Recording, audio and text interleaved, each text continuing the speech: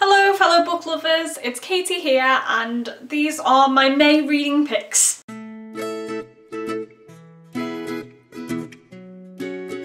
So I have 3 top reading picks for May, and the first one is Notebooks of a Middle School Princess by Meg Cabot. Now usually I only specifically review young adult books, but Meg Cabot is my queen, so I will read anything that she writes. This book is a middle grade spin-off of the Princess Diaries series, and it follows middle grader Olivia as she discovers that she is the half-sister of Princess Mia and a princess of Genovia in her own right. Now I love the Princess Diaries series, it is one of my favourite series of all time, so to go back into that world was exceptionally exciting. And it gave me a little chance to catch up with some of my favourite characters from the Princess Diaries because they appear in this new series. And obviously it's about introducing Olivia to the world. And she is an exceptionally cute character, and I really think people of her age are really going to relate to her. This book is filled with references to selfies and Facebook and all sorts of modern stuff that kids of today have to face. The friendship between Olivia and her best friend Nishi is really adorable. And the texts that they send back and forth to each other after Olivia discovers that she's a princess, they're really, really cute. I was super excited that Meg decided to do a spin-off of the Princess Diaries because I think it will introduce a whole new generation of people to her work. This book is very fast-paced and it only takes place over a couple of days, I think. It basically starts with Olivia discovering the truth about herself and her life, and it just shows her immediate reactions to that. Olivia's mother passed away when she was younger, so she's felt pretty much left out. Even though she lives with her auntie and uncle and her cousins, she doesn't really feel like part of their world. So it's great to watch Olivia finally feel part of a real family. It's very fun-filled and exciting, and anyone that loves the Princess Diaries is going to love reading this series. My second reading pick this month is Stunned by Sarah Noff. Now, a couple of months ago I read Awoken, which is the first book in the Lucidite series, and this is the second book in the series. It picks up after we left off in Awoken. Zhuang has been defeated and everyone's trying to get back to normal, and Roya doesn't really feel like she has a place in the Institute at the start. Her relationship with both Aiden and George is very complicated. She kind of wants to leave because she doesn't feel like she has any purpose at the Institute. But another situation is thrown at her and once again she finds herself leader of a mission for the Lucidites. As with the first book, there is lots of action in this from start to finish. The characters are all super amazing.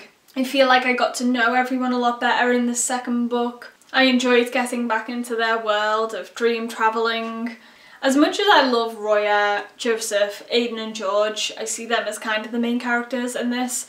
I have to mention how awesome the secondary characters in this series are because they really are fantastic. There isn't one character which is dull and a bit flat and that you get bored of easily. They are all really great. There is a huge cliffhanger at the end of this book which leaves you begging for the last book in the series. It's also a plot twist that I didn't see coming at all.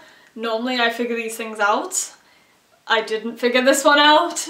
As I mentioned with Awoken, this is a self-published series, and it definitely shouldn't be overlooked. Any lover of YA fantasy should give this a read because, as I keep saying, the characters are so awesome. I am definitely excited to see what the characters are faced with in the final book of the series. So my last reading pick for this month is Uprooted by Naomi Novik. This book is gorgeous. Look at this cover, it is so pretty. When it arrived in the mail, I fell in love with it instantly because of the way it looked. Even though I don't judge a book by its cover, I had very high expectations for this book because of the cover. I was worried that maybe the story might be a little bit disappointing because the cover was so pretty. It was in no way disappointing. It's quite hard to summarise this book for you because it's just so epic, but I'll try, I will try. Uprooted is about a valley which is under threat of the Wood.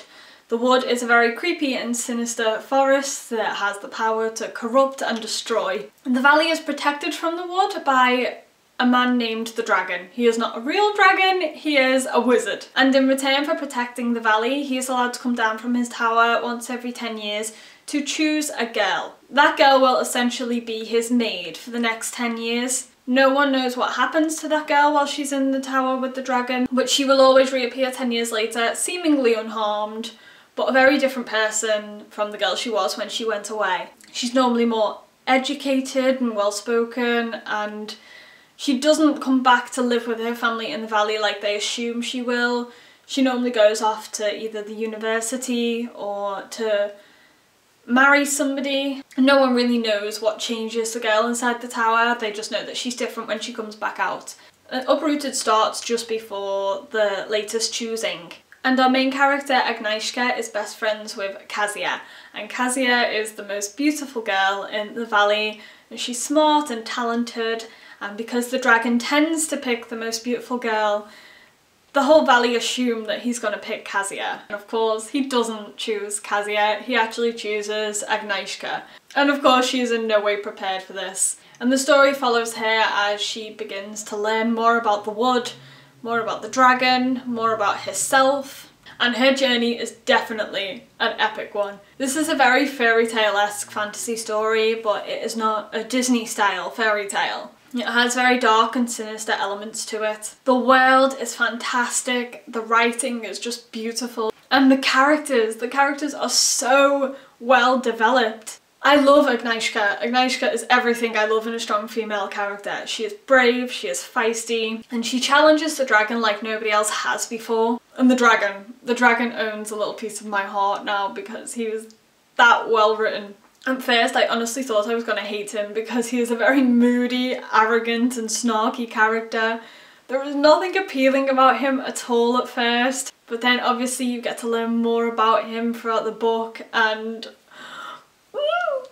by the end I was just so emotionally invested in both of those characters, it was crazy. So if you are a lover of fantasy, I would highly recommend this book. I am currently trying to encourage as many people as I can to read this book just so they can come and talk to me about it because I have to discuss it.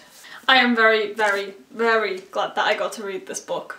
So that was my top 3 reading picks for May. I hope you liked the sound of the books that I've spoken about. If any of them have interested you, then do let me know. Again, if you go away and read any of them, do let me know. Also, what have you been reading this month? What are your top picks for May? Let me know in the comments. Thank you guys for watching. I will see you next time. Bye!